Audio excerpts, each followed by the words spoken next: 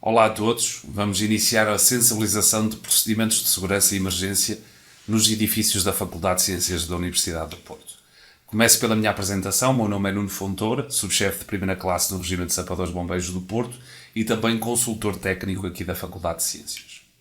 Vamos abordar os seguintes temas: começar pelos procedimentos de prevenção, abordar os procedimentos de alarme, a atuação em caso de emergência e também a organização da segurança implementada nos vários edifícios da faculdade.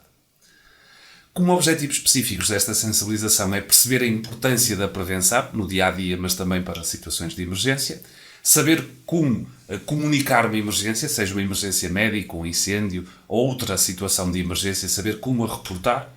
Também é objetivo específico compreender como agir perante uma determinada emergência e perceber como atuar perante uma evacuação. Assim que recebemos a ordem de evacuação, como devemos atuar. Bem como, e por último, conhecer a organização da segurança da Faculdade de Ciências da Universidade do Porto. Começando pelos procedimentos de prevenção.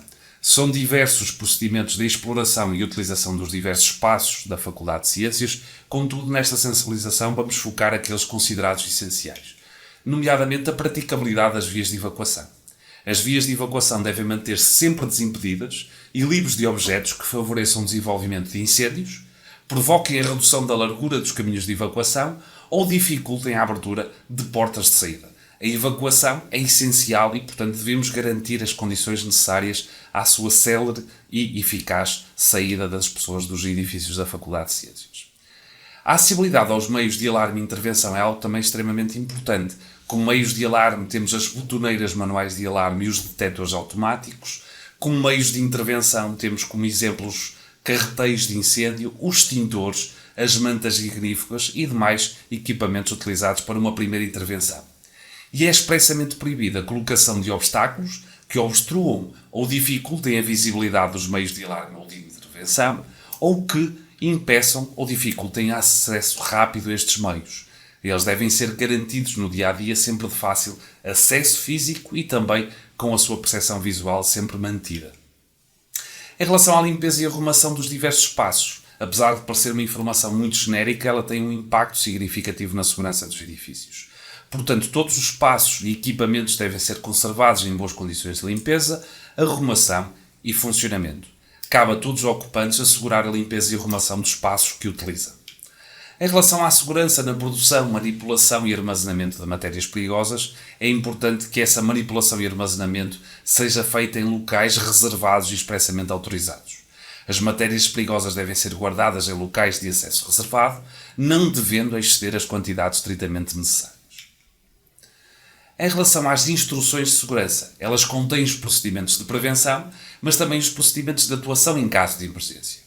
Existem 3 níveis distintos destas instruções de segurança, nomeadamente as instruções gerais de segurança, que poderão ser consultadas na página do SIGAR e que devem ser conhecidas por toda a comunidade. Existem também instruções especiais de segurança, estas direcionadas aos elementos da equipa de segurança. E, por fim, as instruções particulares de segurança que se encontram afixadas nos locais com riscos agravados. E é dessas que vamos falar em seguida. Temos aqui exemplo de uma instrução particular de segurança, afixada nos laboratórios, mas noutros locais com riscos particulares. Nestas instruções, para além de, a nível preventivo, termos ali uma série de menções, também temos, a nível de atuação, os cuidados a serem tidos em conta, e na parte inferior desta instrução particular de segurança também encontramos os números de emergência, que devem ser utilizados em contexto de alarme, ou seja, de uma comunicação inicial de uma situação de emergência. Uma chamada feita por um destes números gerará um toque num telefone específico no posto de segurança que deve ser atendido pelo vigilante que vai recolher a informação e acautelar o reconhecimento dessa situação de emergência. Temos ali exemplo também de outra instrução particular de segurança, esta para a sala dos condensadores, com as devidas adaptações consoante os riscos existentes nesses locais. É importante também falarmos sobre o reporte de situações de segurança. É de extrema importância reportar de forma célere e eficaz acidentes, mas também quase acidentes e situações que causem insegurança aos ocupantes dos edifícios. A análise destas situações é necessário e se houver uma necessária implementação de medidas, essa prevenção, ou essa melhoria da prevenção, vai ser conseguida através desse reporte célere e eficaz das situações. Aqui temos exemplo do template utilizado para reporte de ocorrências, sejam acidentes, quase acidentes, avarias, entre outras situações. Se não tivermos acesso imediato a este template, podemos enviar simplesmente um e-mail para o sims@fc.p.pt a reportar a situação, que depois será analisada e, se houver necessidade, será recolhida a informação acessória. Passando para os procedimentos de alarme, ou seja, como é que vamos informar a nossa estrutura de segurança que existe uma emergência que carece de algum tipo de intervenção. Antes de mais, perceber o que é a detecção. Qualquer pessoa que identifique uma situação de emergência deve informar de imediato o posto de segurança. Em todos os postos de segurança, ou seja, baseados nas portarias dos diversos edifícios, existe em permanência um vigilante que irá tramitar essa informação. Nomeadamente, irá acautelar o reconhecimento dessas situações de emergência. E caso ele entenda que há uma necessidade de intervir, vai informar o seu delegado de segurança, que assume, a partir desse momento, a gestão da emergência. Vamos falar no final desta sensibilização um bocadinho sobre a organização de segurança e sobre o papel deste subdelegado de segurança na nossa estrutura de segurança. Podemos consultar números para reportar essas situações de emergência através da página do cigarro. Se formos ali ao setor emergência, conseguimos encontrar os contactos das diversas portarias, dos diversos postos de segurança, por onde devemos informar essa situação de emergência. Através do número fixo ou do número móvel, essa chamada será encaminhada por um telemóvel específico que o vigilante tem instruções concretas de dar prioridade ao atendimento das chamadas contidas ou das chamadas direcionadas para esse contacto. Temos também na página do cigarro, como falado anteriormente, as instruções gerais de segurança para situações de evacuação, para emergência médica, psicológica, incêndio, uma explosão, uma situação de sismo, uma fuga de gás ou até uma ameaça de bomba. Estas instruções podem ser consultadas sempre que entendido como necessário. Mas vamos especificar um bocadinho mais estas instruções no tema seguinte, onde vamos abordar a atuação em caso de emergência. Nomeadamente, um caso de incêndio, como é que nós nos devemos comportar? Rapidamente devemos informar as pessoas presentes, pessoas próximo àquela ocorrência, que podem não se ter apercebido da situação e que carece serem informadas para se colocar em segurança. Após isso, comunicar rapidamente a ocorrência ao posto de segurança, para despoltarmos a ativação da nossa estrutura interna. Bem como, se tivermos conhecimentos adequados e estiverem reunidas as condições de segurança, podemos e devemos tentar extinguir o incêndio, na sua fase inicial, com os extintores disponíveis no local. Aqui, um reforço da informação que só se tivermos conhecimentos prévios, se tivermos tido uma formação e um manuseamento prévio destes equipamentos é que o devemos fazer, por questões de segurança. Bem como a abandonar a área, devemos fechar todas as portas próximas ao incêndio. Isto irá permitir criar uma compartimentação, criar barreiras físicas à propagação inicial dos fumos e dos gases quentes e, portanto, aumentar de forma efetiva o tempo para evacuar em segurança as instalações, bem como diminuir os danos gerados pelaquela situação de incêndio.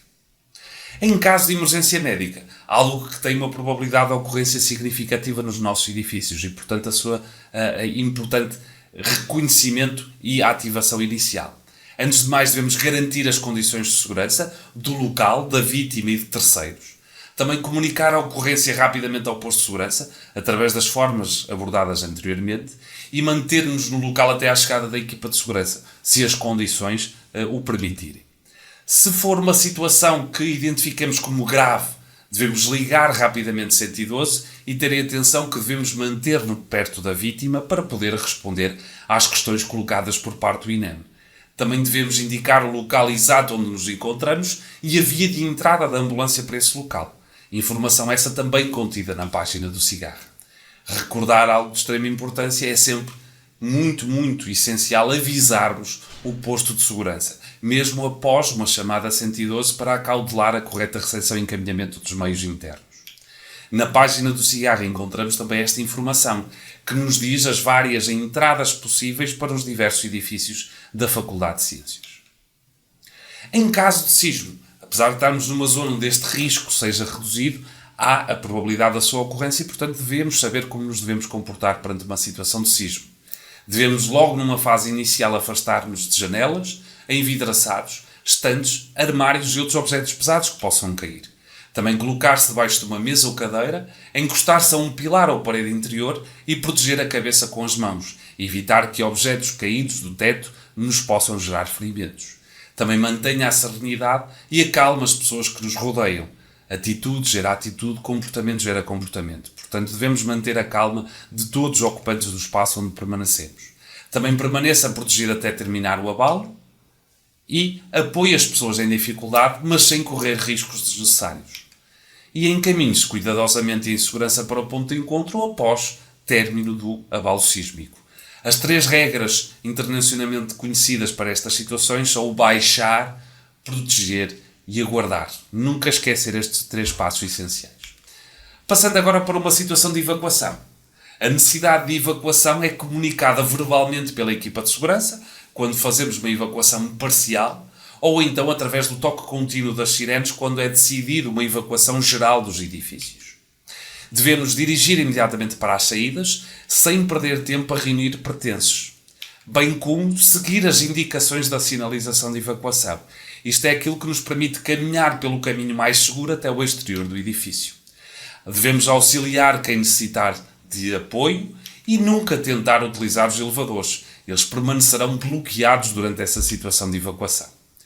Evite passar por zonas com fumo ou desloque-se agachado. O fumo vai se concentrar sempre no espaço mais elevado de um determinado compartimento.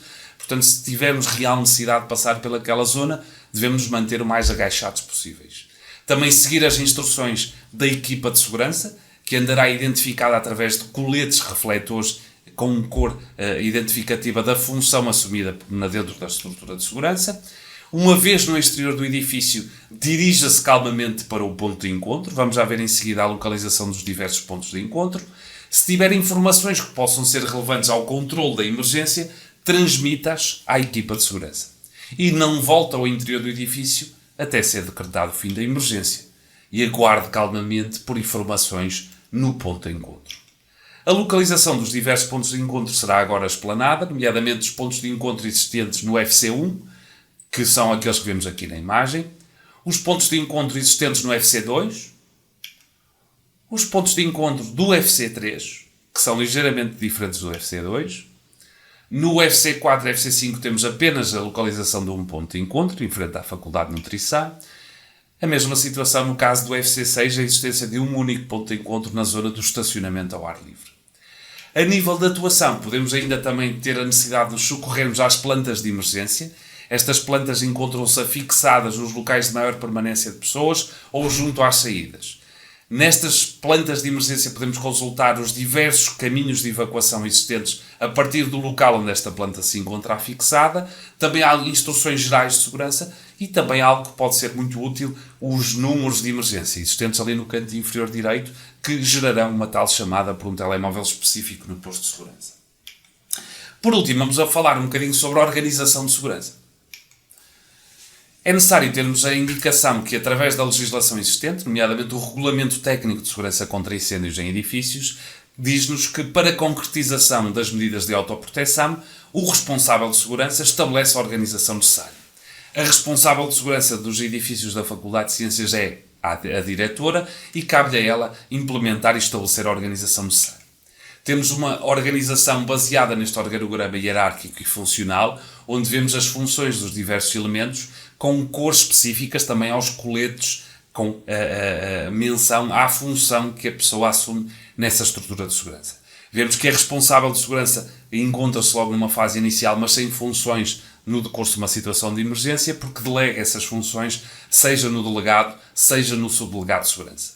O delegado de segurança é uma função a todos os edifícios, já cada edifício tem o seu subdelegado de segurança e a sua estrutura própria, que se divide em primeira intervenção, primeiros socorros e apoio para situações de cortes de energia, recepção de meios e outras situações que se entendam necessárias no decurso da emergência, e depois temos uma equipa específica para evacuação, chefiada pelo coordenador de evacuação, que vai acautelar o varrimento, ou seja, a confirmação de evacuação dos diversos espaços da Faculdade de Ciências. Estamos abertos a questões que podem ser colocadas através do e-mail sims@fc.p.pt e terminamos esta sensibilização com esta mensagem importante que devemos esperar pelo melhor, mas preparar-nos sempre para o pior. É esta a regra. Obrigado a todos.